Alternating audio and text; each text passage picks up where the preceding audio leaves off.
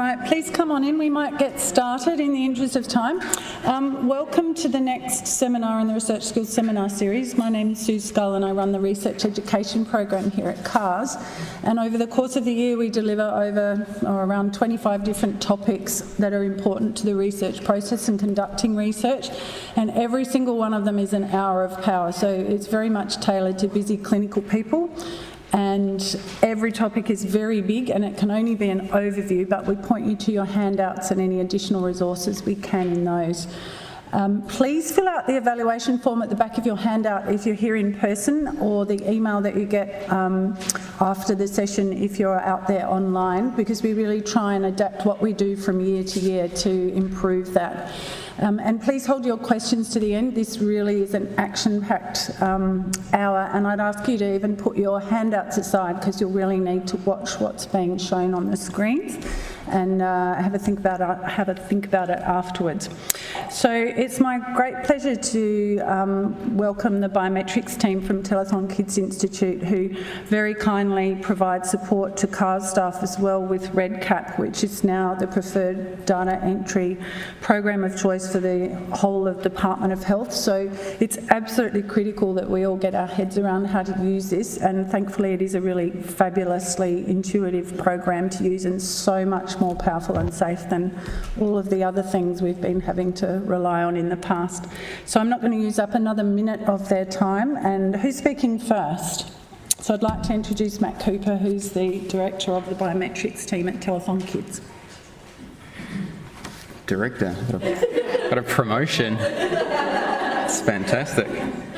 So for those of you watching at home, we've got all the blinds down. It's pitch black in here. I believe it's 1,000 degrees outside, so great place to get a promotion in the bunker here. Okay, so my name's Matt, as Sue said, from the Telethon Kids Biometrics team upstairs. I've got colleagues Ali and Raksha with me today. So the purpose of this presentation is certainly not to teach you how to use REDCap. It's really not a how-to. It's more of a what and a why for REDCap. We run beginner, intermediate and advanced workshops throughout the year on a sort of a rotational basis, where in those sessions you actually get to bring your computer and work through and step through hands-on kind of doing in REDCap. So this is much more about communicating what the REDCap features are, so you can consider why you might use it and get an understanding for its strengths and limitations, and what are the features that you may be able to exploit to enhance your research studies. Okay. So briefly, what is REDCap? REDCap stands for Research Electronic Data Capture. It's a secure web-based platform which has a great interface for building forms and a really feature-rich set for getting those forms in front of the right people for them to enter their data. But the clue's really in the name there with REDCap. It's really around data capture. REDCap's not an alternative or a replacement for a clinical registry. It's not a really comprehensive data management tool. And what I mean by that is that you can have really advanced dashboards and reporting and that sort of thing in comprehensive data management tools and long-term data storage and whatnot. But REDCap is really about capturing your data and short-term data management.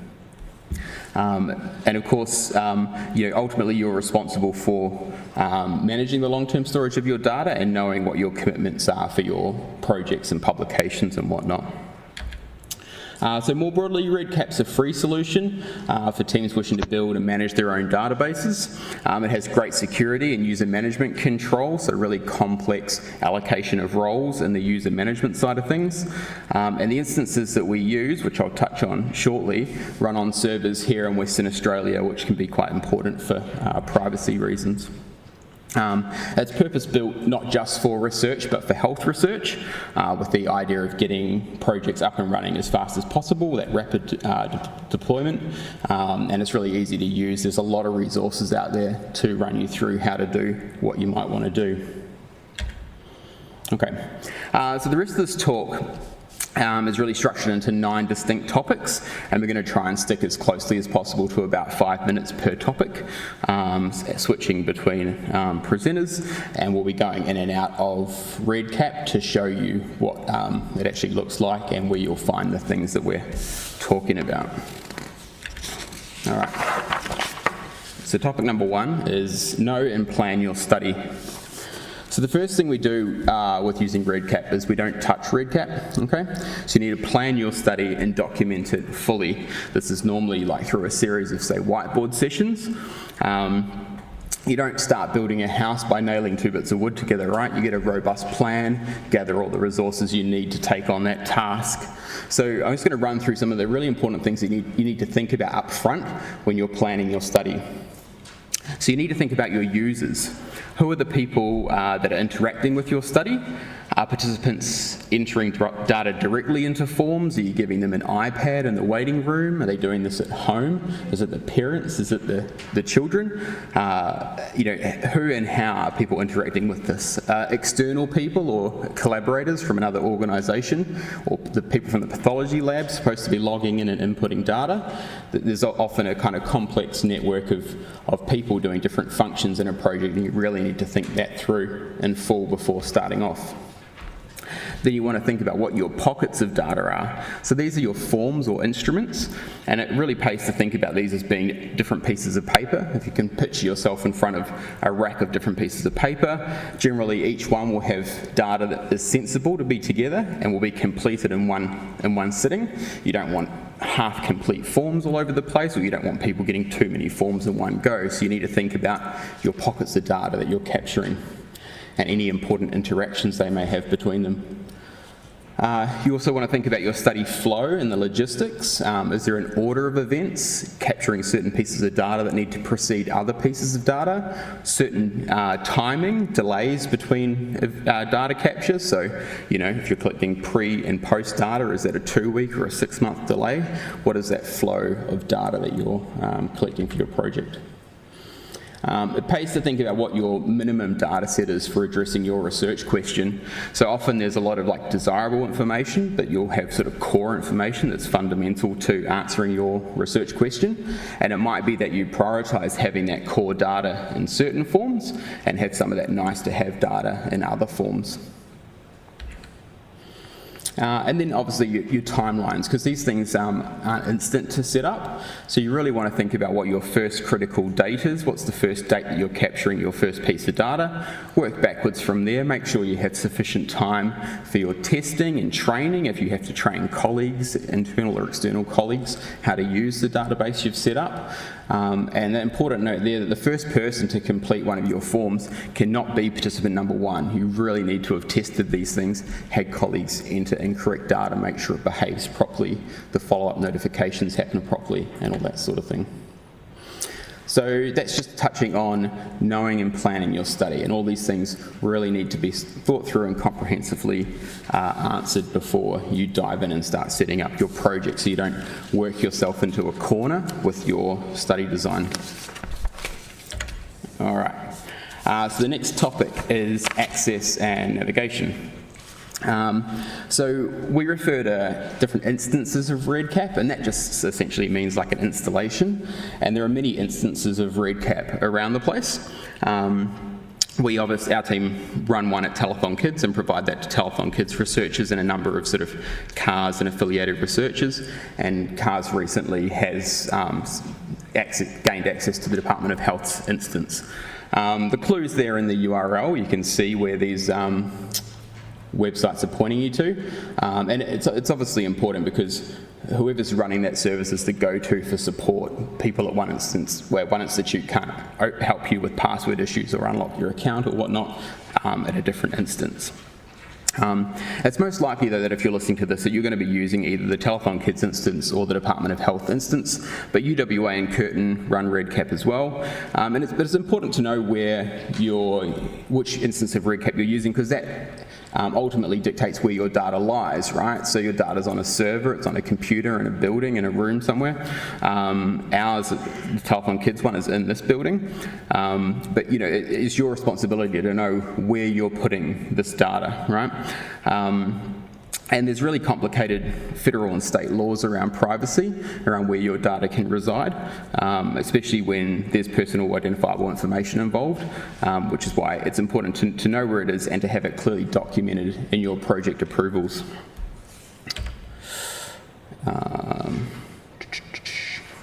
Cool.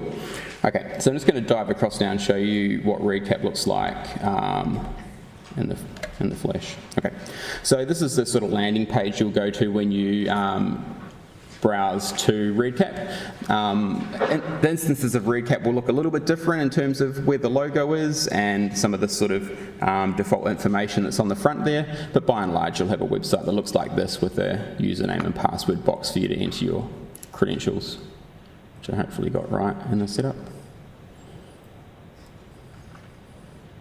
Cool, okay. So once you jump in, you get this sort of top navigation to orientate yourself across the top there. The key things to note are really the My Projects, where you'll spend a lot of your time, and the Help and FAQ, which I'm not going to go through because Ali and Rux will touch on that throughout the rest of this talk, but these are the two places where you'll spend the bulk of your time. Over on the right here, you can sort of manage some global settings within your profile, and you can log out there as well.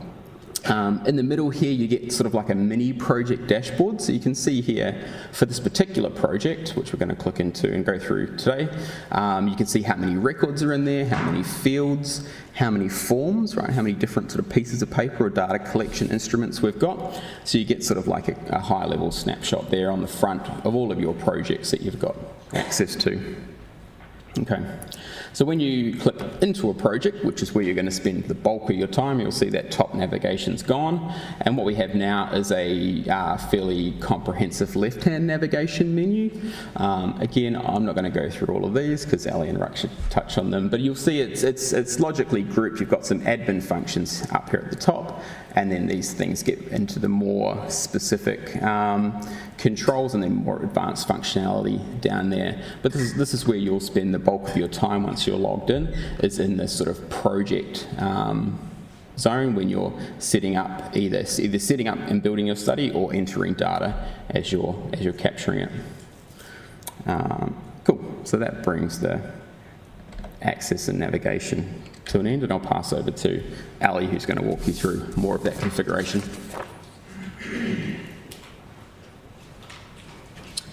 Good afternoon, everybody. So I'm going to run through the next 4 topics, which will kind of delve into a bit of the nitty-gritty about how REDCap can support you in creating and managing your projects. Okay. So once you've formulated a general project design and collated the data that you require for your data collection instrument, you'll need to apply this to structure your database in the most suitable way for your own project. Configuration of the main project settings is completed in the Project Setup tab, which we'll look at in a moment. And the configuration of your project will vary according to the type of project that you're creating. So you may have data entered just by study teams, in which case you will use data entry forms.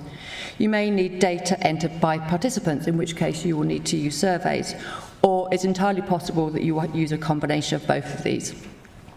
So within REDCap, there are 2 data collection formats if you are using data entry forms. The first one is classic, where you have a single record per participant, and the second is longitudinal, and this is where you have 1 record per participant per time point, and there's a possibility also of defining multiple arms. So either way, REDCap is extremely flexible and allows changes to most settings throughout like development phase, so that you can really configure your project in the most appropriate way to meet your needs. So now we're just going to REDCap. I'm just going to sort of highlight some of the features of project configuration. Right, so I'm just going to show you my project list here. So within REDCap, there are several ways that you can create new projects. So we use the new project button at the top there. So we'll work kind of not in logical order, but the first is using a project XML file. This is handy if you've got teammates or collaborators in other research programs who have projects that you might want to copy or replicate or use part of. So by using a copy of their project structure and saving it somewhere, you can actually upload this into your own account, which allows you to, if you're using across a research program, it kind of aids in the consistency of data across research programs. Otherwise, you might consider using a template. So there's a series of templates down the bottom here which you can select from.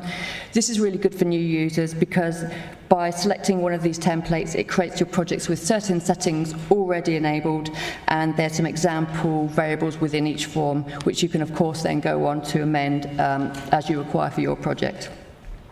However, if you've got a really good idea of what you need to create for your project, for example, you might have a CRF already developed or a survey in mind or already mocked up on paper or in Word, for example, the best thing really is to create an empty project.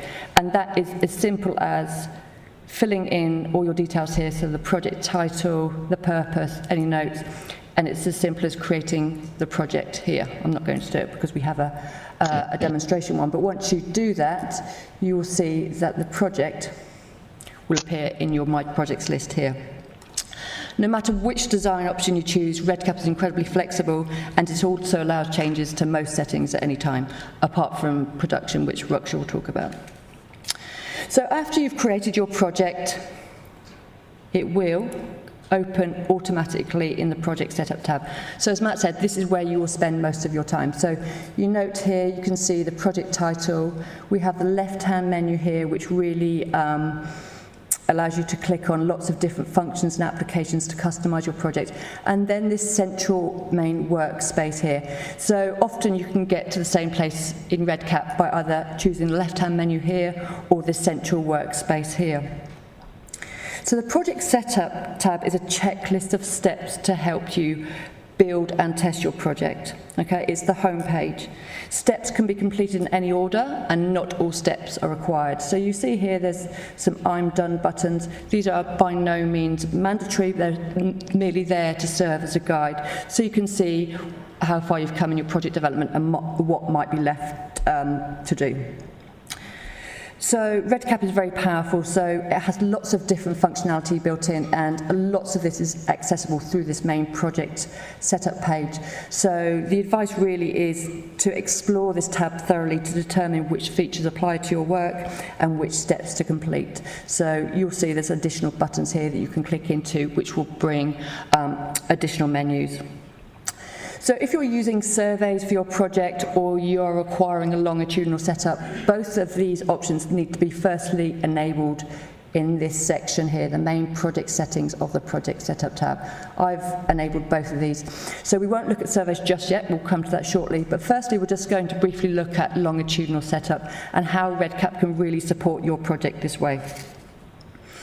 So if you have a project where you have a series of defined time points, events, or tasks over a set period of time, then REDCap allows you to define these time points and then designate the forms to those.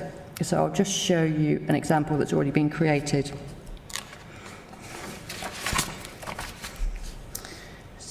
So you'll see here in REDCap that we have a bunch of events defined. So the longitudinal model is best suited to very structured studies which do not last indefinitely. So clinical trials often make good use of this because all patients follow the same series of events over a predefined period of time. So before data collection begins, you must define your events, tasks, or time points. And then you create these within this grid, and you can either use a series of numbers to order the events in a particular sequence, or you can use a number of days in between if you have certain windows between visits. So once we have defined our events, we can then choose which of our forms we want to be made available each of those events. So you'll see here it's a grid. Okay, so we have listed our data collection instruments that are available, and it really is as simple as for each of these events across the top here that we have defined, just clicking. So what that allows you to do in REDCap is, instead of creating a form for each time point, you can actually reuse forms multiple times within a project. A single project could also have multiple events set up. So this is optional and is called using multiple arms. So you'll see in this project here, we have 2 arms defined, drug A and drug B. So the arms of a longitudinal project usually correspond to different groups of records or different treatment or patient groups. So here the project collects data for a clinical trial whereby the same data collection instruments are used. However, you will note that the schedule of events across the arms is different. This is really useful. For example, if you have an intervention study where you have an intervention group and a control group, and you may have additional scheduled assessments that you might be required to carry out for the intervention group, such as monitoring of symptoms, as opposed to the control group. So REDCap really does allow you to configure your project right down to your needs in terms of which events you can have and which forms you can have at each event. So that's just a snapshot of project configuration. Further information can be found in REDCap.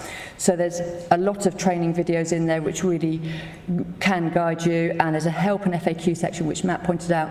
And as Matt said, we also run workshops which we go into this into a lot more detail regarding how you actually complete these steps.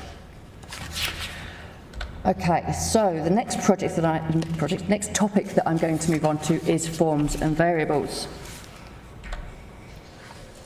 So REDCap projects are based on web pages called data collection instruments or forms. So that terminology can be used interchangeably.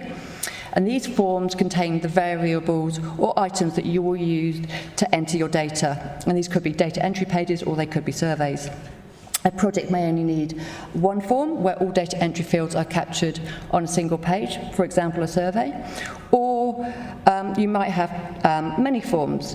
So it's important to realise that when you create your project to try and not make the forms too long, because this can be onerous when it comes to data entry. So if possible, logically group your variables into sensible length pages.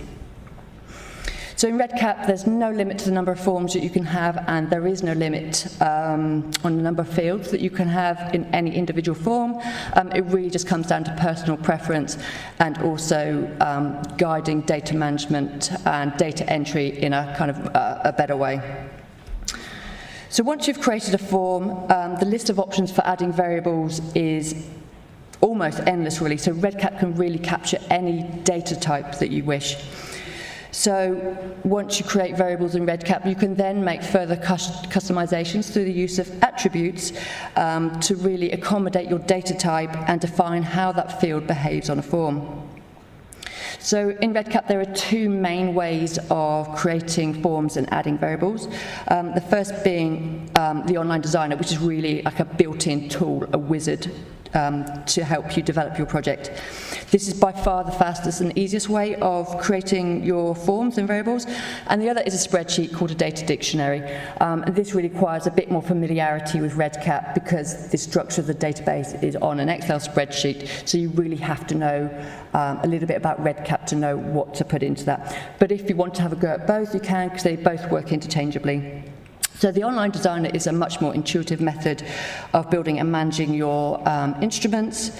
And it's also worth noting within REDCap, the application of a record ID is automatic. So there's a compulsory record ID field when you create your project, which allows the linkage of every single form, event, and time point for individual records. So that's done automatically so that you can be sure that all your data is linked per participant. So now we're going to go back into REDCap, and I'm just going to go through how, when you create your forms and your variables, this will impact how you enter data later on. So as I said, Online Designer is the primary tool which you'll use to develop your forms and forms and variables. So if we just click in here, you will see that we've already got some forms already created, but as I mentioned, the first field here I've called that study ID, you can call it what you want, but that's the mandatory field that will link the data. So REDCap allows you to have that automatically assigned, so each time you create a new record, REDCap will just increase the number of that record ID by 1 sequentially, or if you've got your own conventions to use for creating record ID, then you can also enable that feature as well. So, as with anything in REDCap, there are numerous ways to get to the same point. So, if you want to create forms, you can upload a copy from another project. So, if you have got access to another project, or you have a colleague who's kindly provided you with a form which you may want to reuse, then all you simply have to do is save that other form to a shared area or to a place that you can access it, and you can upload that into your project. Again, really good because it saves a lot of rework when you know that there's already something in existence. And this is really useful, particularly when it comes to surveys, okay, that are used quite often. Forms can also be created from scratch. So if we click here, we can just create a brand new form anywhere in the list. And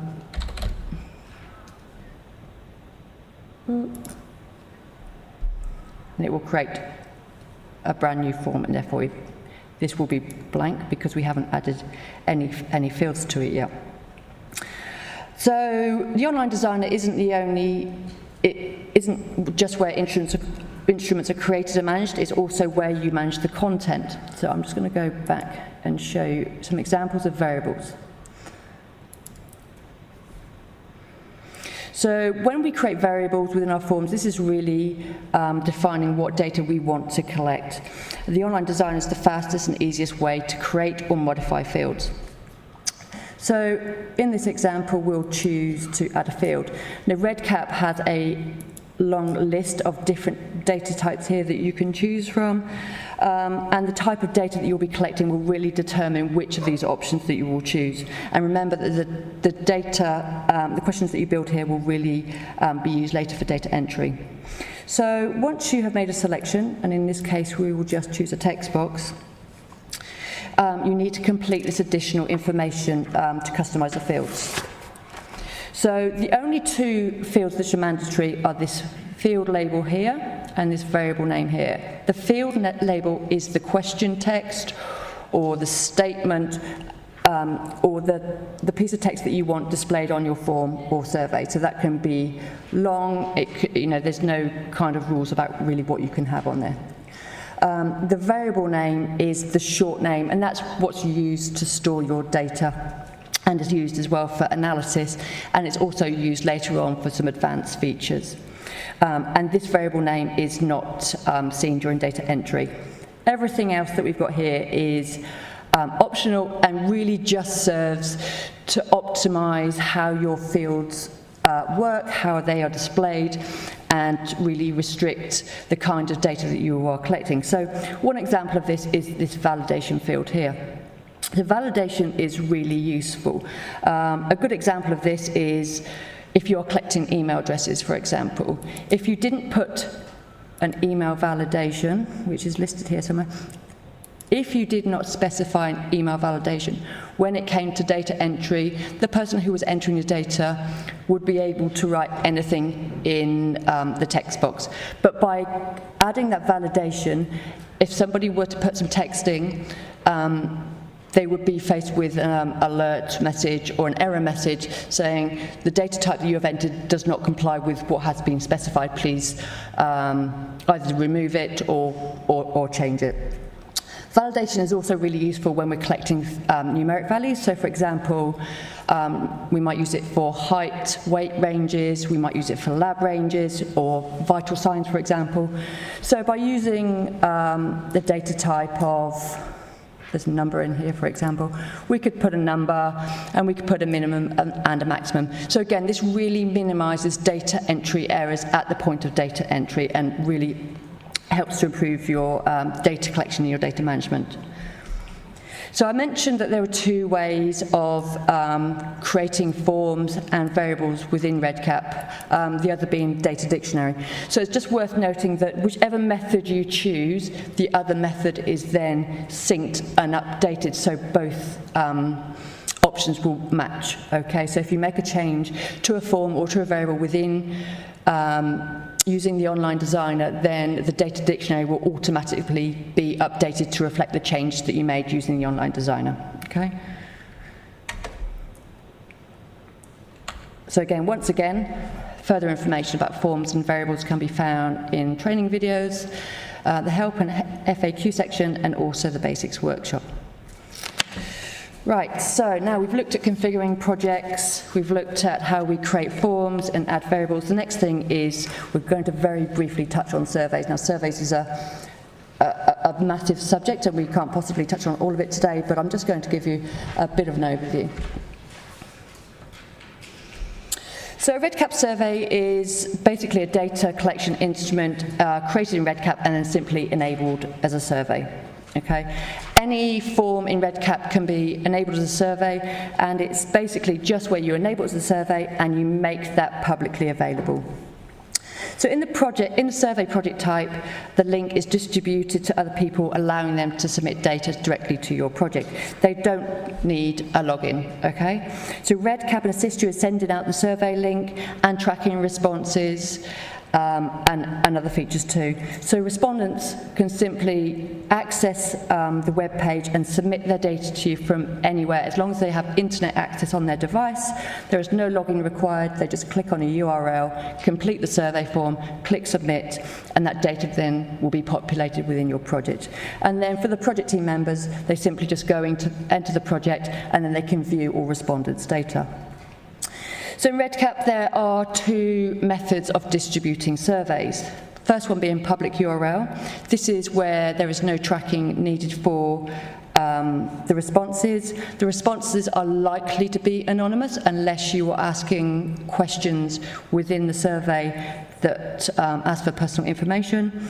The second method is a participant list, where you'll be sending invites to a known list of people, and by using this method you can also track which invites have been sent, who's responded, and you can enable additional features such as reminders. So using the survey settings, REDCap can really let you drill down and customize various features within your survey. So that might be the question text, it might be instructions, it might be the font, the size, logos, enabling reminders, confirmation emails to participants. The list is really quite long, so we'll look at that shortly. REDCap's also got a really good feature called the e-consent framework, and this is really useful where you want to capture consent digitally. So it allows you to collect electronic signatures on devices. You can add a certification step in to ensure that those participants consenting have read and understood what they are consenting for. And you can also store a copy of the consent within the project's repository, and then of course send a copy of the consent to the participant too.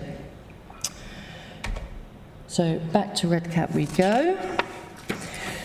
So I mentioned a while back that to enable or to use surveys within a project, you firstly have to enable it at the project level.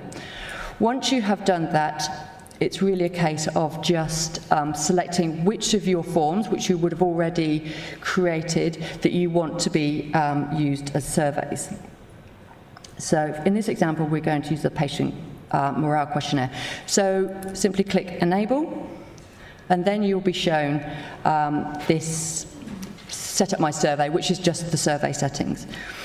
So the survey settings page is where you design your survey. So you can amend the survey title and the instructions. And if we just scroll down, you can add logos, you can add color themes, you can configure the question display format.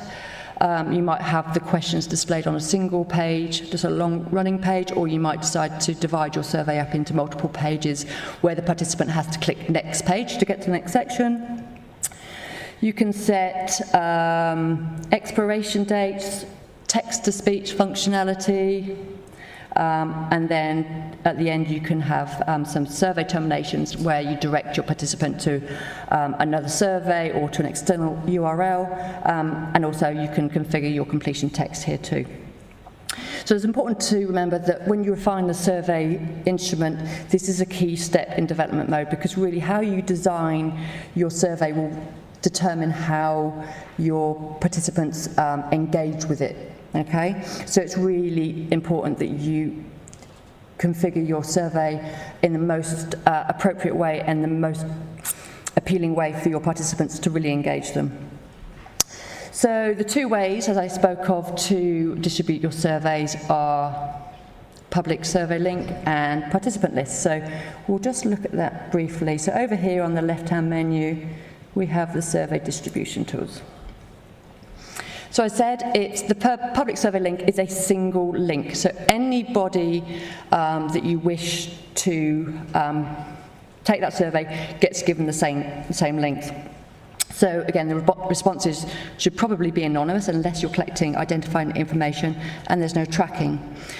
Public survey links are usually used where you wish to publish a link to a website. You might push it to an email, you might print it on a poster, and some examples of this might be where you're wanting feedback on survey provision, or you're wanting to determine patients' interest in participating in research. So if you want to cast the net wide and publish this link wherever you wish, then this is the option for you.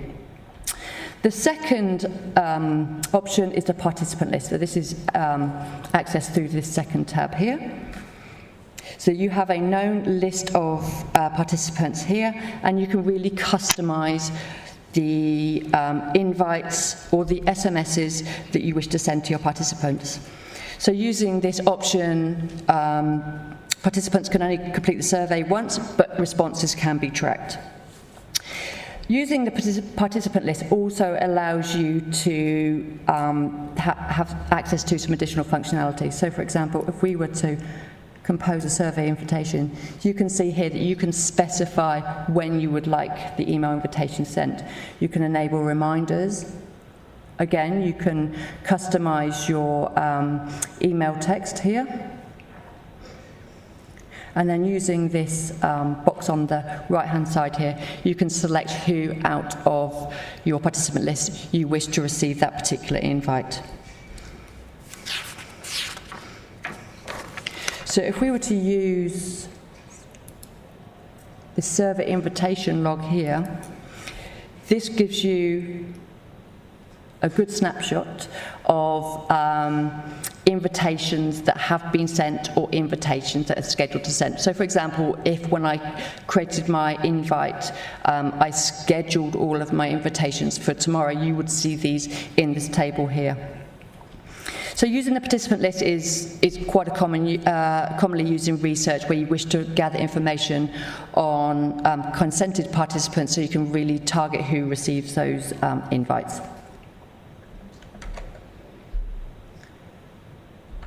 Again, same as before, more information on the training videos, the help and FAQ section, and we also delve into much more detail on surveys in the basics and intermediate workshops. So, I knew I was going to break something. So the last topic that I'm going to cover today is entering data. So REDCap is basically just a database or a project that is accessed where you have internet access, okay? You can bookmark the website link, you can add it to favourites, and you can use REDCap on any device that you have got internet access, so phones, tablets, laptops, etc. So whilst it's intended to be an online data collection tool, there are other ways that you can enter data in REDCap, that being paper PDF copies of forms. So this might be useful as a backup. So for example, for planning for where there might be internet outages, or you don't know if a participant's got internet at the home, or whatever. You can take backup copies of paper, you can enter the data onto these paper forms, and then once you have access to your database, then of course you would enter it via the web browser. The other options are via the REDCap mobile app and through a CSV import, and Ruksha will talk to both of those shortly. So in order to enter data into your project or view or export or any kind of interaction really with your database, you need to make sure that people have been granted the correct level of access. So within REDCap, there's a user rights page, and this controls project access. It allows you to grant people permission to access your project. You can specify user rights on the form level. You can use data access groups to make sure that people from different sites only have access to the project, the data that's entered at their site. But by using the user rights, you can allow colleagues to help build and test your project to enter data, but it still allows you to have complete control over who has access to what data they can see and edit.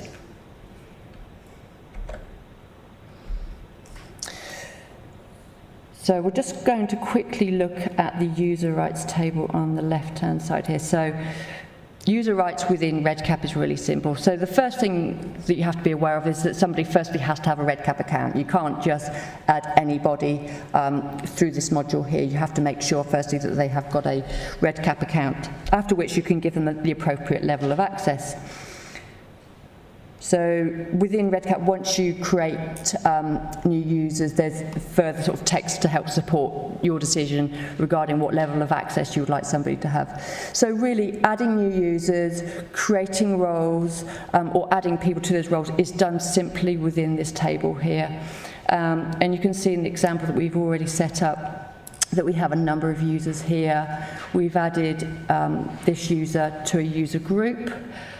And then you can just see here by the green ticks and the red crosses, add a snapshot of the access that different users have got to your project.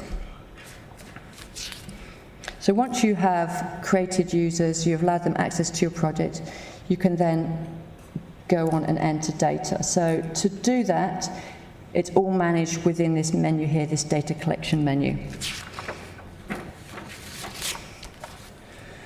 So when entering data via the web browser, you can view the overall status of data entry within your project using this record status dashboard here. So this is just a snapshot. This is a table that lists all existing records and responses and their status for every data collection instrument, listed in columns here, or events. So the events are listed across the top here, and the forms for those particular events are listed under that event. And then on the left-hand side, we have a list of all your record IDs here. So you can see at the top right-hand side here, we've got a status here which really shows you at what level each form is at in terms of data entry. And you can see here, they're all green, which indicates that data entry is complete. So the dashboard can be used to open forms, and then you continue data entry, or if you want to, you can also click on the record ID here. So really you can get to anywhere you need to go from the dashboard. You can click on the arm here. To create new records, you go to click Add and Edit Records, and this is really handy because you can either add new records, you can select an existing record if you want to continue data entry for a record that's already been created, or we also have this really useful data search option down here, which allows you to go straight to a particular record if you know what you're searching for. So you can see that REDCap, again, has got multiple ways of getting to the same place, but really everything is contained within this menu to the left-hand side, and it simply is a case of clicking the links to get to those data entry pages. So, again, more information can be found on the training videos, help and FAQ, and the REDCap workshops. That concludes my section, but I'll now pass on to Ruksha, who will cover reporting and additional functionality.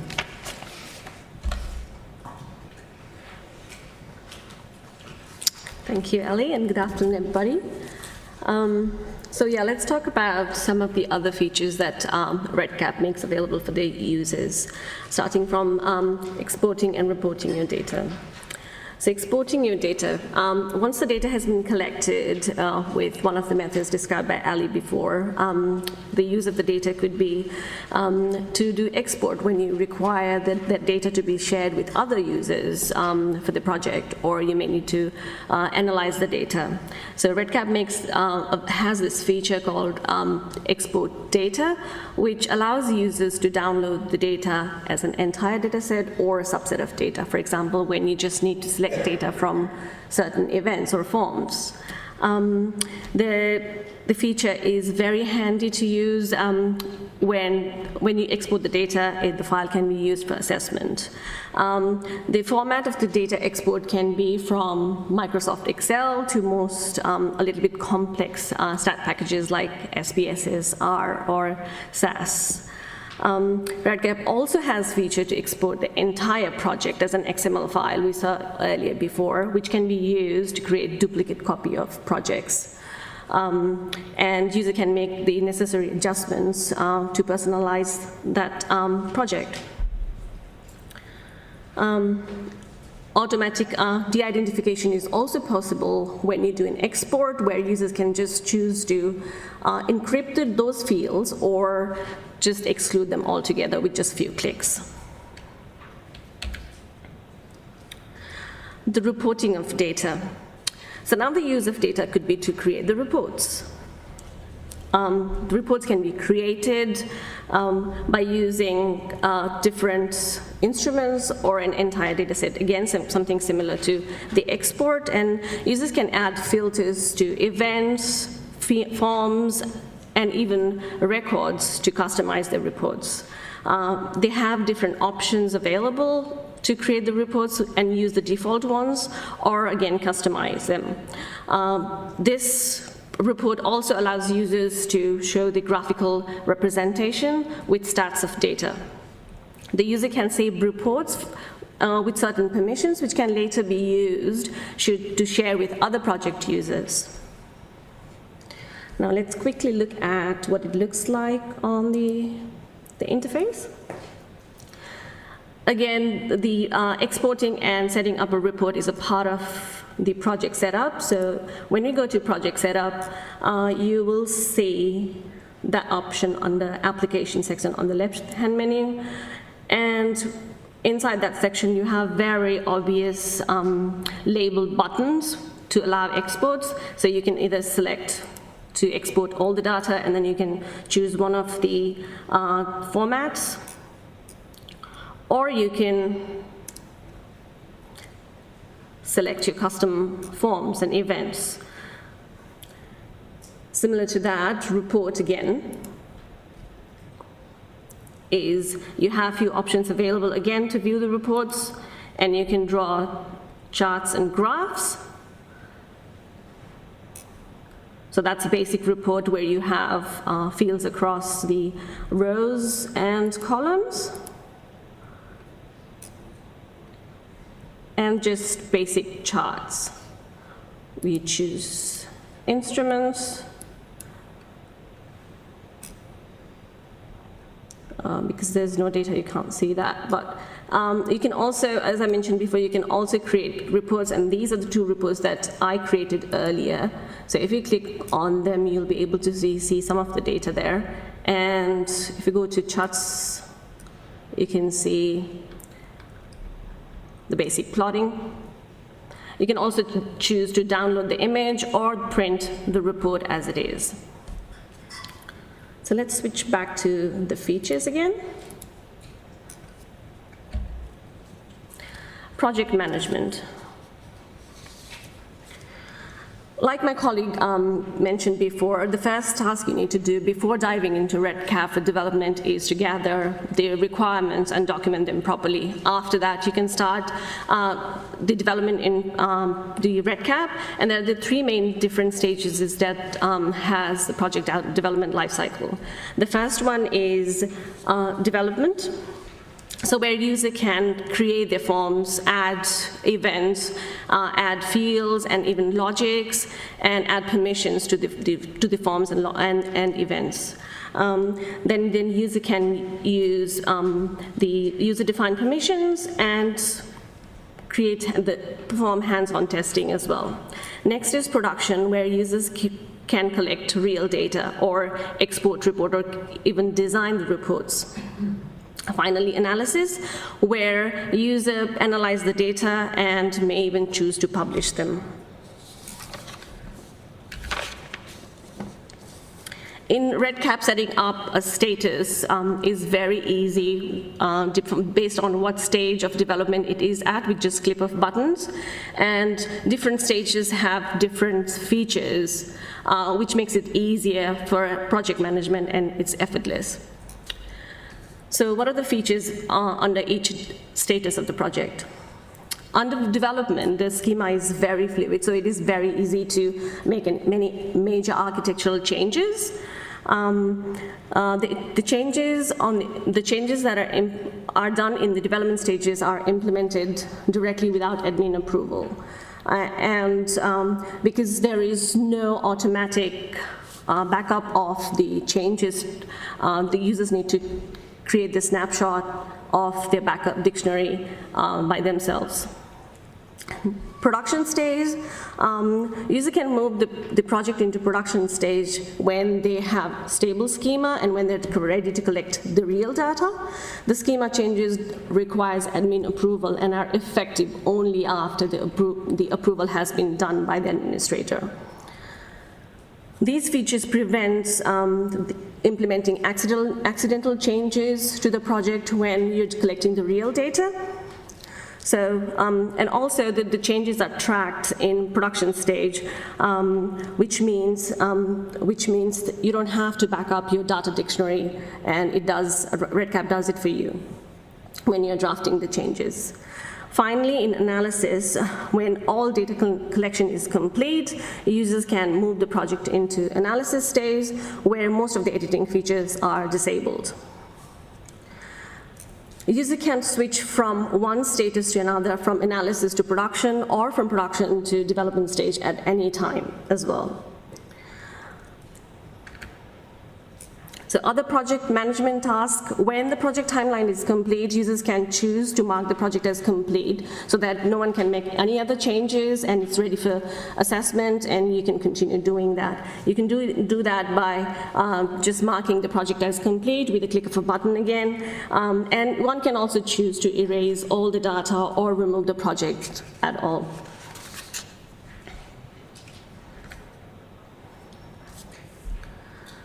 So other functionalities, and now let's talk about some of the widely used functionalities that are available in REDCap. Starting from project copy, which allows users to copy make a duplicate copy of existing project, and which can be used to set up a project which has similar setup requirements. A data import, this is another way of entering data into the project. We saw earlier how to export data, so the export file can be used in this process.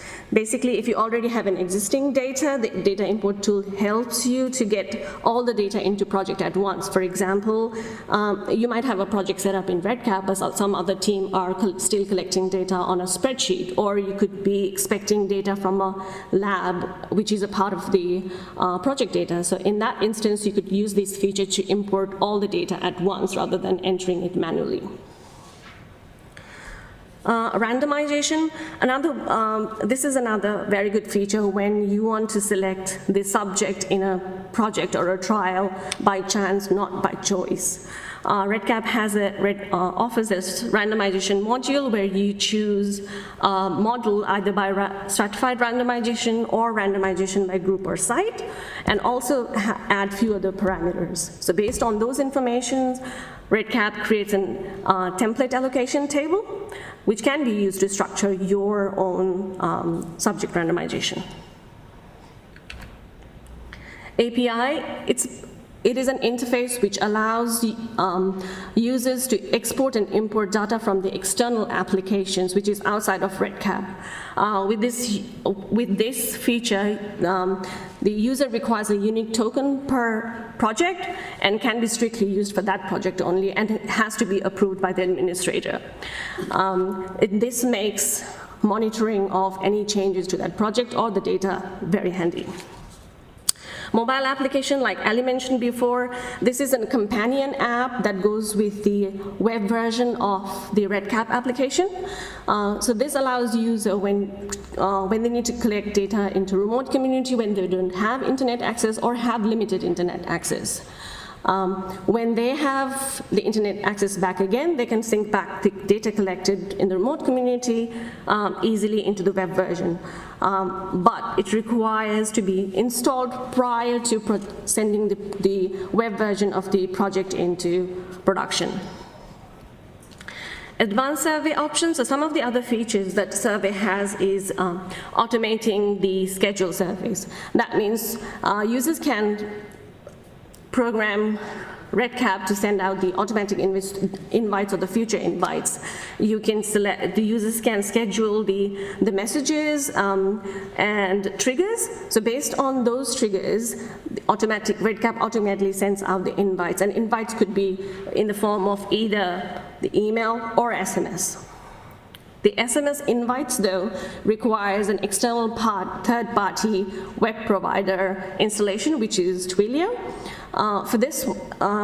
For using Twilio with REDCap, you initially have to get an account in Twilio, then have a phone number, and you also need to add some funds into that account because each SMS or voice calls includes some cost.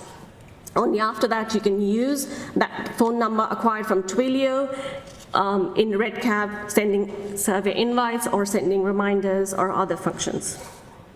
Survey queue, so if you have multiple projects, if you have multiple surveys within a project, and if you need to send out the invites multiple times, you could easily use survey queue, where it minimizes setting up the multiple invites. So what does that mean is you have multiple surveys in order, and once a user completes a first survey, then the next survey in order will be prompted to them, and it makes it easier to collect data. Alerts and notifications. Let's take, for example, you have a project where you, with a withdrawal form, and if someone completes that form, you need to take them out from the future communication list. So in that case, it will be very handy to receive some kind of alerts, whether either by email or by SMS to the project team, so that they can make the adjustments to the project or the process. Alerts and notification feature in REDCap allows users to set this up. Logging, there is automatic audit trail of user activity for a project in REDCap, which can be used to monitor the history of all the changes done by the users, be it creation, delete, or any updates. Data quality rules, these are the rules that check the discrepancy after the data collection has been completed. There are a set of predefined rules to use from, or users can create your own rules as well. And on execution of these rules on a project, it will give you a list of all the records that has failed these rules. So yeah, that concludes our presentation for today. I hope it gave you some insight to REDCap features, and I hope it was very helpful. Thank you. Well done, you three. That was a massive amount to get through in just an hour. Hopefully you can all see now how powerful and secure REDCap is for future research projects here in health. We have the whole team here, and we have a couple of minutes for questions. Does anyone have a comment or a question for any of our speakers today? We have a microphone so that other people online can hear as well. Down here. Thank you. Thank you very much for that. A point of clarification for me, in the process between development to production, At the beginning of the talk, there was the mention of you don't want your first participant to be participant number one, so you get a couple of people to test it out. In that change into production, is there something to make sure that those participants' tests aren't grouped into the data? Does it automatically delete them, or? Yeah. Yeah, so definitely. So when you are ready to move the project into production from development stage, you have two options, whether to keep all the test data. We don't recommend having the test data there, but there is an option to keep the test data, and usually we delete all the data before we move that into production. Yeah. Does anyone else have a question or a comment? Online, elsewhere? If not, I'm sure our speakers will be here for a few minutes afterwards if you think of something or are feeling shy. In the meantime, please take a moment just to tick a few boxes at the back of your handouts or fill in the online survey form so that we can let these guys know about anything else you might want to know about, or the things that were great and so on. That would be really helpful. And please join me in thanking all three of our speakers today.